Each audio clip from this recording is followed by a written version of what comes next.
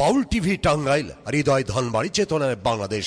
Like দিন, share করুন, subscribe করুন এবং কমেন্ট করে জানিয়ে দিন আপনাদের মতামত। দেশ ও প্রবাস বাসাঘরটা খুব সুন্দর হয়েছে।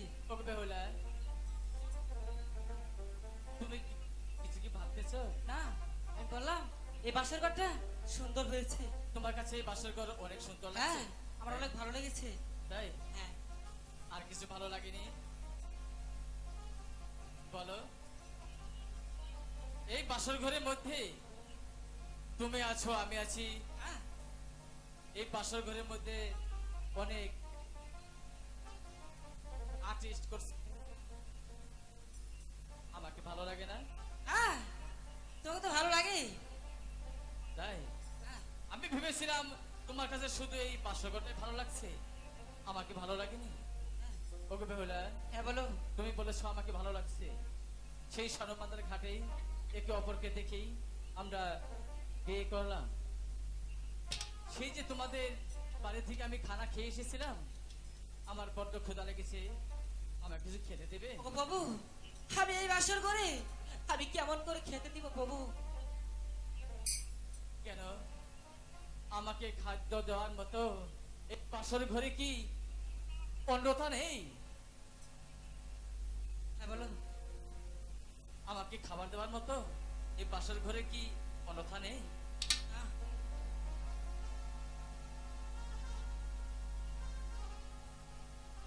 ও কি হাই গো ওরে, নাম শুই নাছি আমি জানিও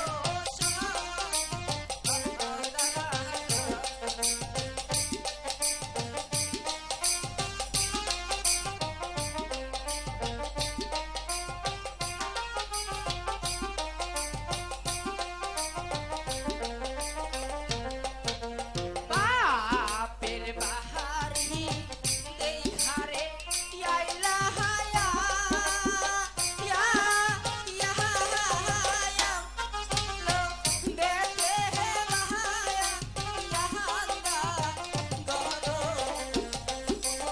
ও হাই গো শ্বশুর বাহারি আই সারে দেখে দেইলা দোহার বাহা আসর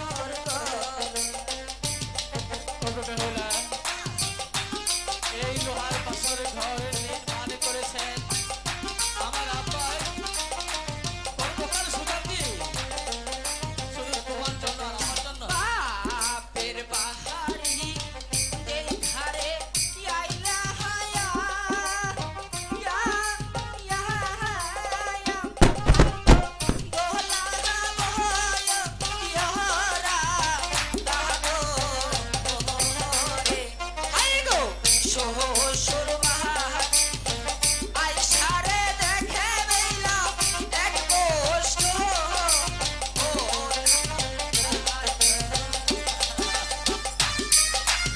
ওগো বেহুলা, এই লোহার বাসর ঘরে শুধু তোমার আর আমার জন্য এই লোহার বাসর ঘর নির্মাণ করেছেন। এই লোহার বাসর ঘরে ডাইলো ডাইবো ডাইলো ডাইরে হে ইয়ে ইয়ে আইগো ডাইবো হর গায়া ইহাসের ঘরে আইগো ইয়ে মোদেরা বিপো গোয়া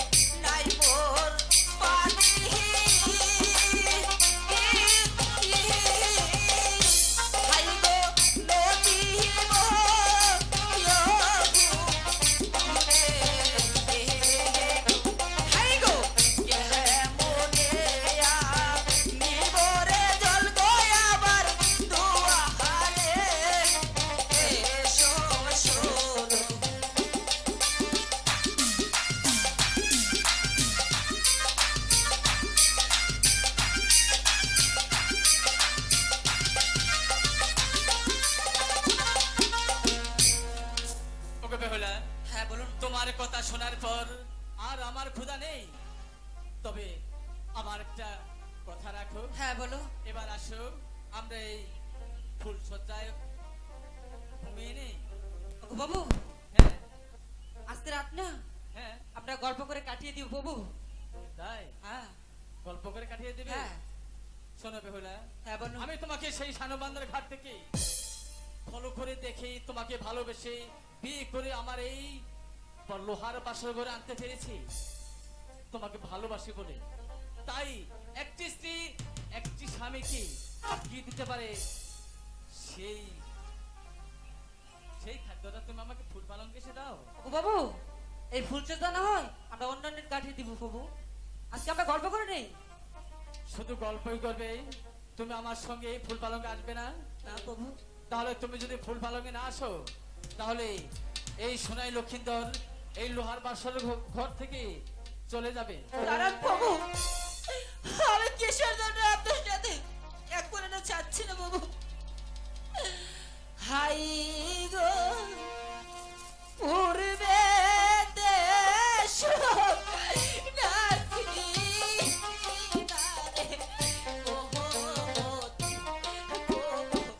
তুহাই কা আমো যাবে। আমি সত্য কথা বলেছি বাবু। বেহুলা, তুমি আমাকে কথা বলতে পারো না? আমি সত্য বলেছি। আমাকে কেন সামনে দর্শন করে? তুমি তুমি একটু তার কোনো সমস্যা করবে না। না না, হাই গো এক পালকে শুইলে না রে হারাবো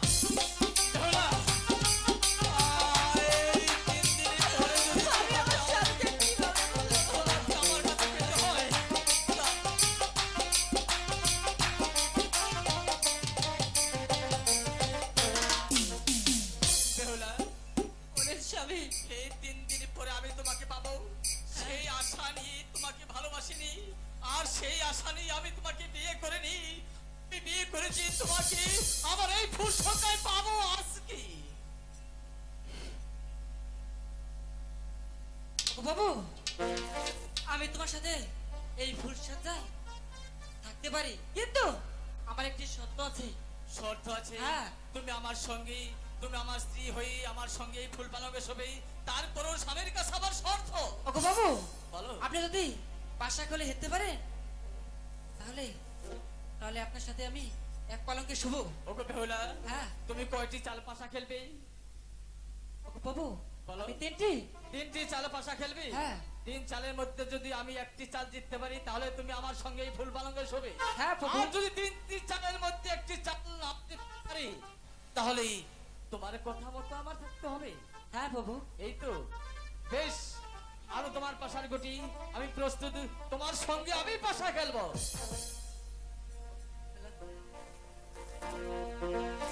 ওরে আলোরে বাসার গুটি খেলবো সাথ, আমি স্ত্রী অতি।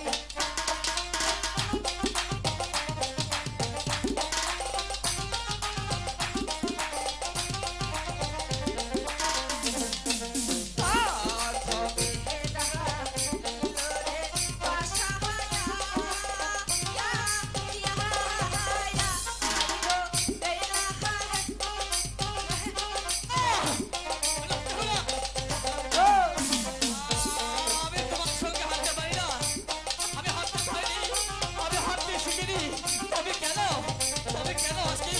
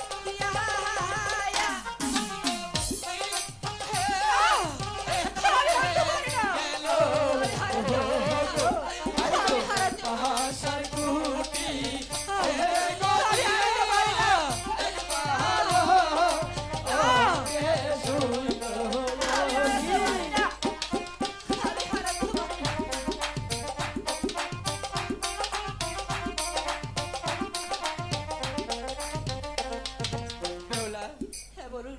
তুমি বলেছিলে তিন চালের মধ্যে আমি যদি একটি চাল জিততে পারি তাহলে তুমি আমার সঙ্গে এই ফুল সজ্জায় আসবে। হ্যাঁ তাহলে আমি তোমাকে তিন চালের মধ্যে একটি চাল হারিয়েছি।